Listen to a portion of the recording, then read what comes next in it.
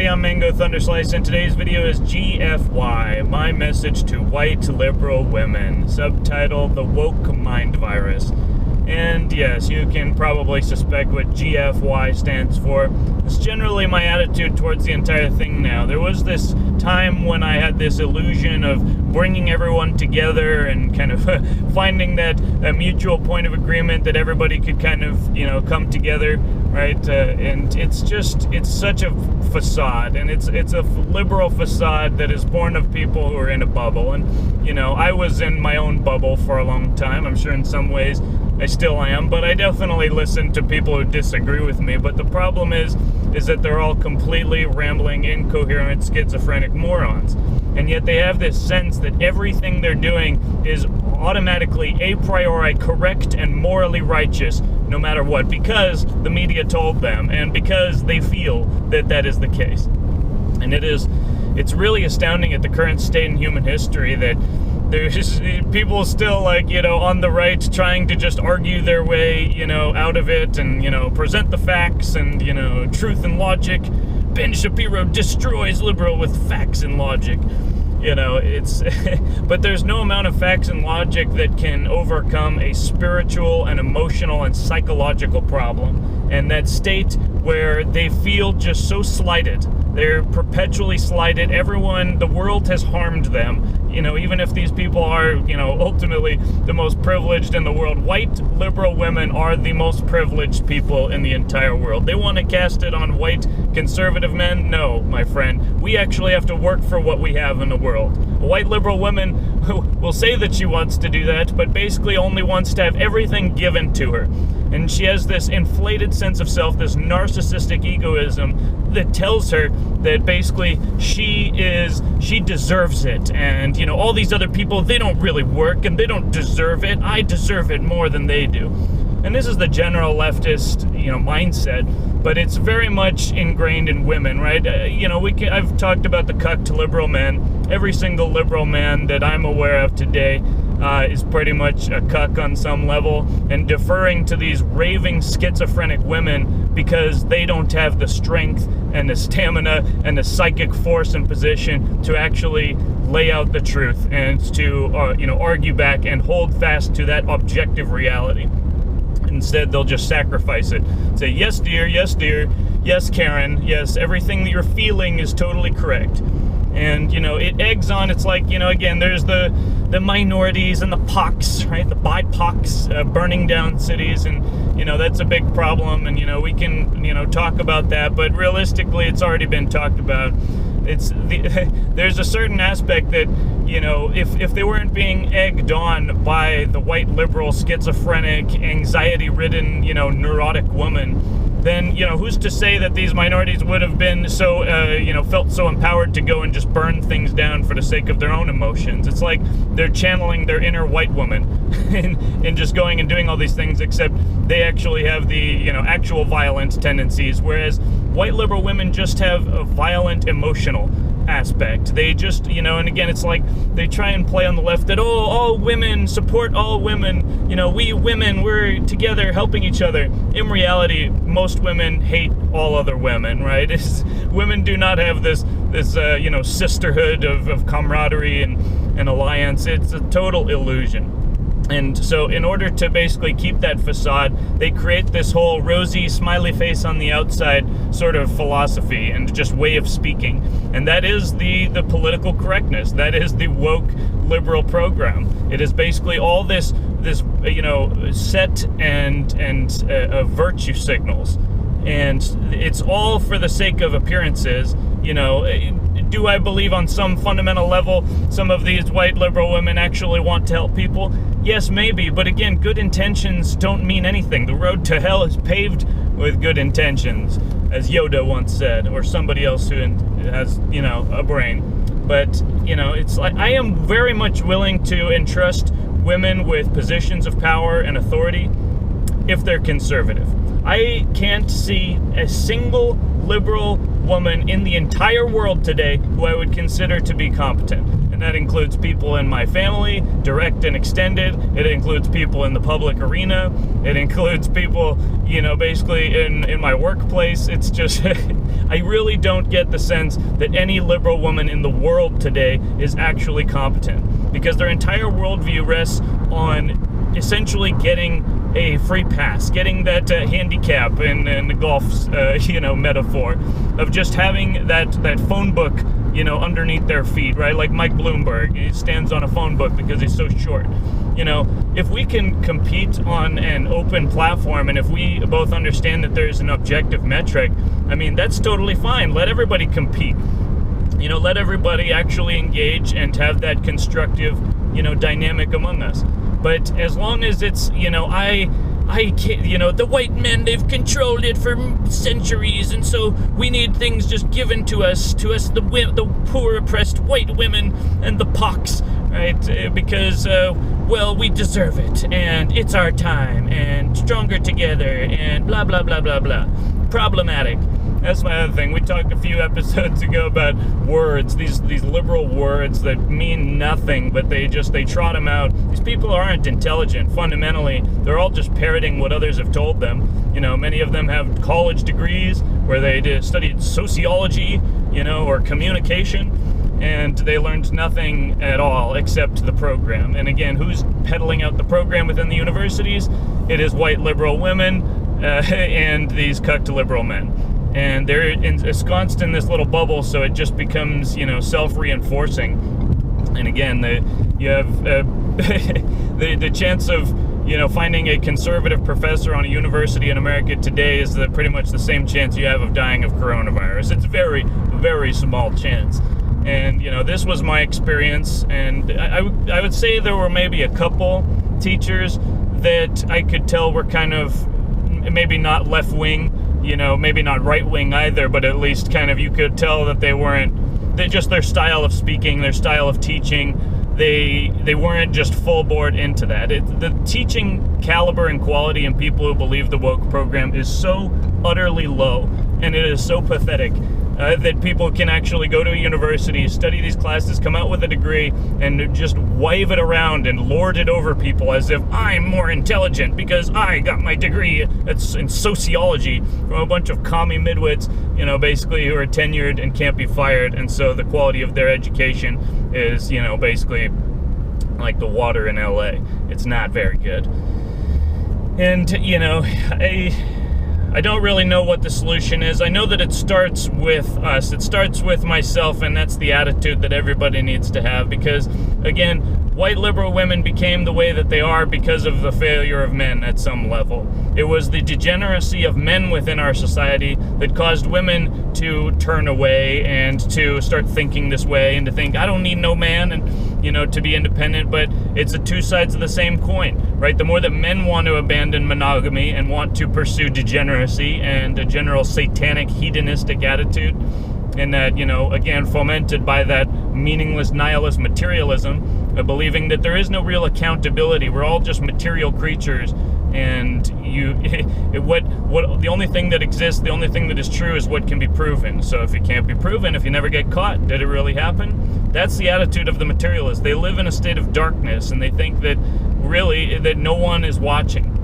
And, but that's the fundamental difference between those who are spiritual and religious. I would say religious, because you can be spiritual and still be a Satanist. You can believe in spirit and energy and, all that whole, occult, paranormal world. But, if you don't understand that there is a central point to it all, that there is a grand observer, that the entire structure itself is cognizant and self-aware and self-observing, if you take yourself out of that and pretend that you're an animal, you're liable to do anything because you don't really think that there are any true consequences.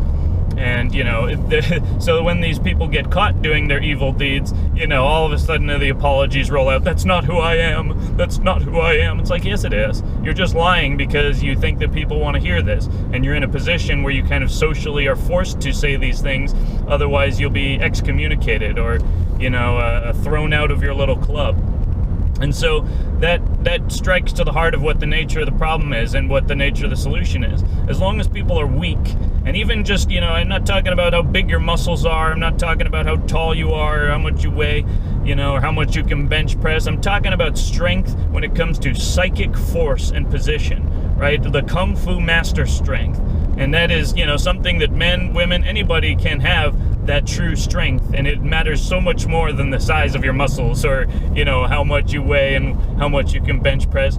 All of these things are, to the extent that people do become physically strong, it is because of their mental strength and discipline and psychic force, right? It takes effort, it takes willpower to go and work out every single day and to bodybuild. And we used to have a civilization where we celebrated, strength. We absolutely cultivated that, and we built a civilization that, even as, back 100 years ago, we were, an industrial nation, but, we were still a very small nation. The British Empire was the largest in the world, and yet, it was the Americans who went and, won both world wars and achieved things that surprised many in the world, because we were not that big back then. But as a result of that, we had the Pax Americana, we had the post-war, Bretton Woods system, and, which led into the fiat money and this whole, empire of the West and currency empire from the Federal Reserve. And, that strength, again, strong men lead to create good times create weak men make, strong, hard times, and hard times make strong men. It's this general cycle. But if we do learn from history, we can change it, we can improve it. It's not like we're inevitably subject to the repeating cycles and vicissitudes of history. We can change it, but we have to remember, we have to have that psychic position. We have to know that knowledge and that objective truth and reality is more important than any social reality in which we may be ensconced or engaged. And, it's not to say that we need to be reclusive and we need to be hermits and we can't engage with people, but engaging with people on a sovereign and independent basis is so much qualitatively different and more enjoyable than interacting with people because you're interdependent and you all need each other. Again, it's like the relationship among two people, for example, who are happy in and of themselves and can be alone and enjoy their own company, and them coming together, which is what I feel like myself and Space Panther have. We both became comfortable in our own, presence, in our own company. And before we came together, we understood that, maybe we won't find a partner. Maybe our destiny is to walk this earth alone in this lifetime. And it was at that point that pretty much, we came together, and that readiness almost sent out a signal in the cosmos and enabled that to happen. It was that psychological and psychic maturity on both of our parts that enabled that union to come together. Conversely, what we have with most people is this materialist, nihilist, completely illusory set of social standards, and people having a girlfriend or a wife because that's what other people expect of them. And it's all basically externally engaged, and what other people need and what other people want and what other people expect.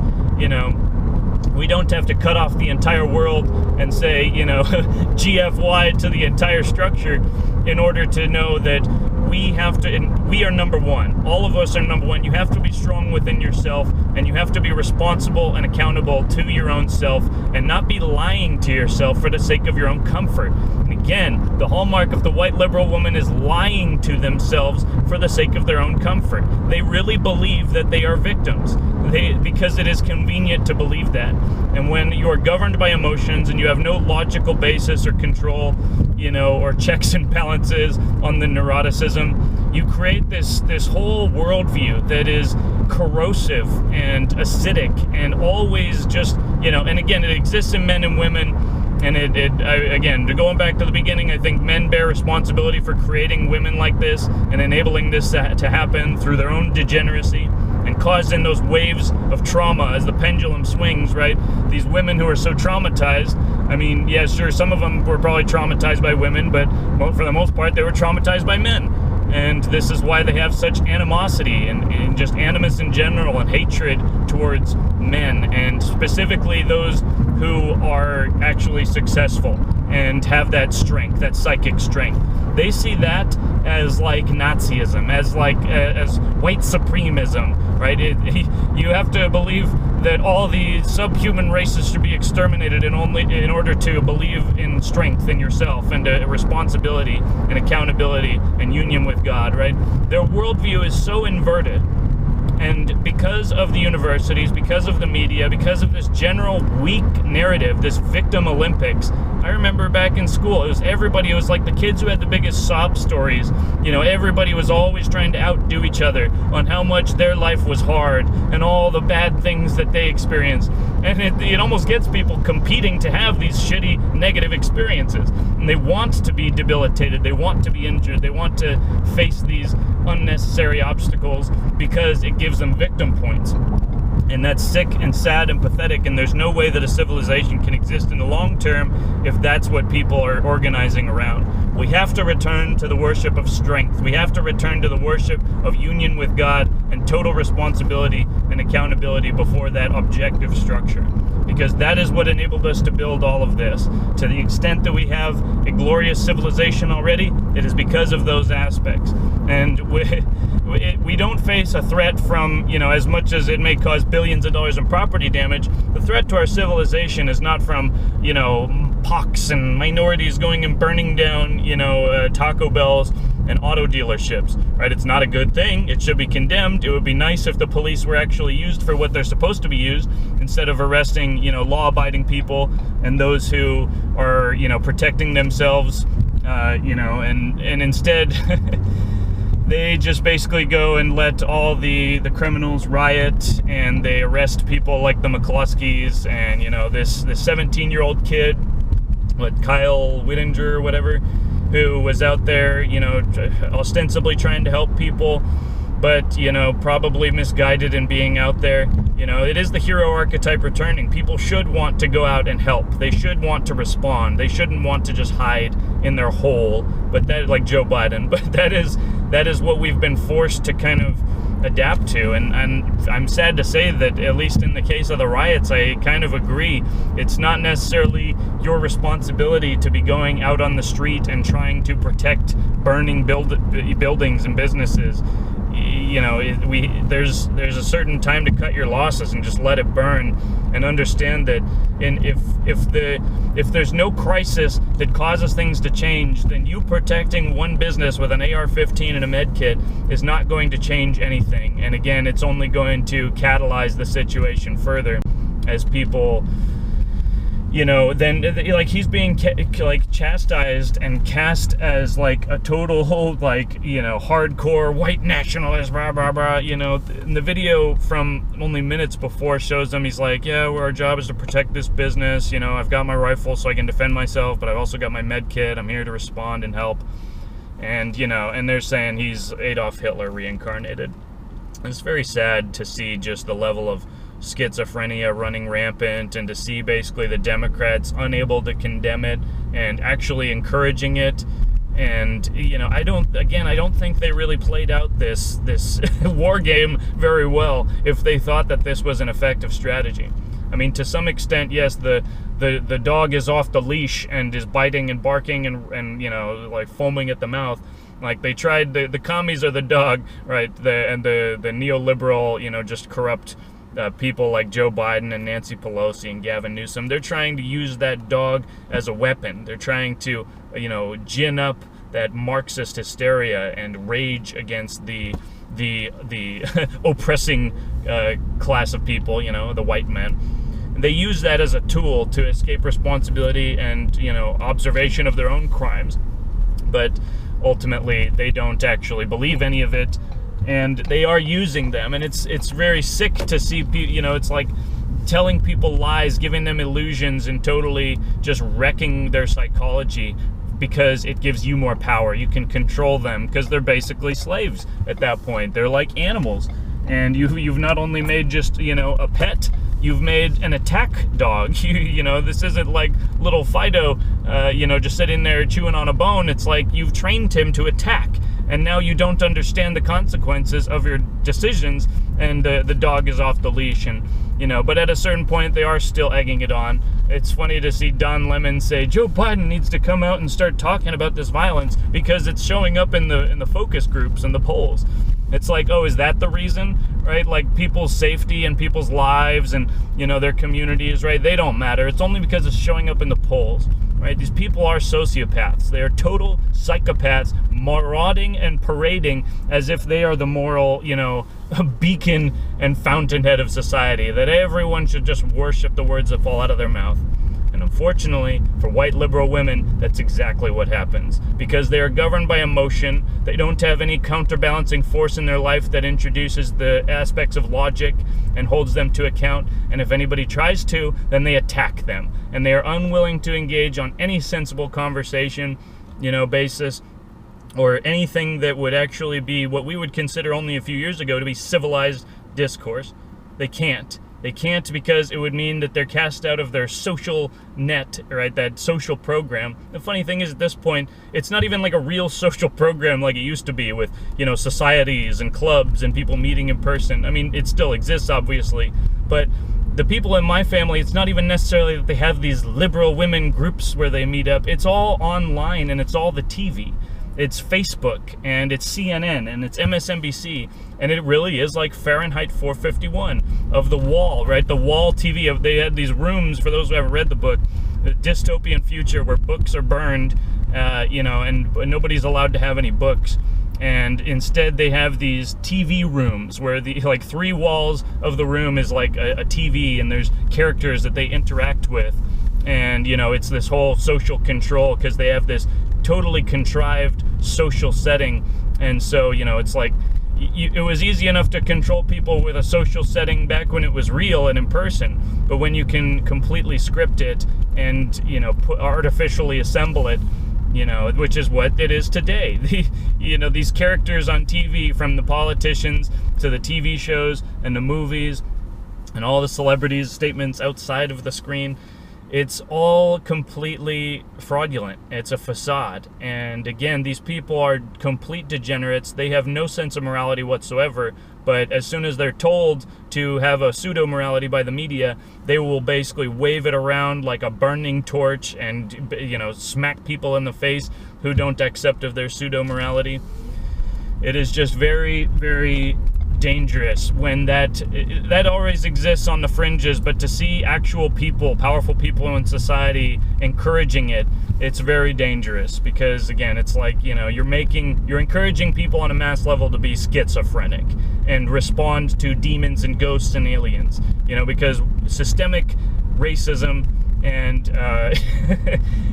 police killing of unarmed black people, it's a boogeyman. It's not really happening. It's within the margin of error. It is a very, very small amount, and it bears none of the response that we've seen. Total schizophrenia run wild. And so that's why I say to all the white liberal women in the world, go fuck yourself.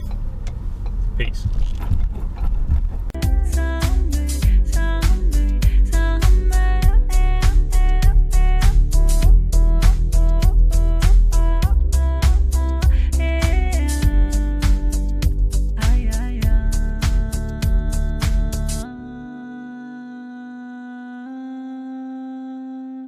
Ah.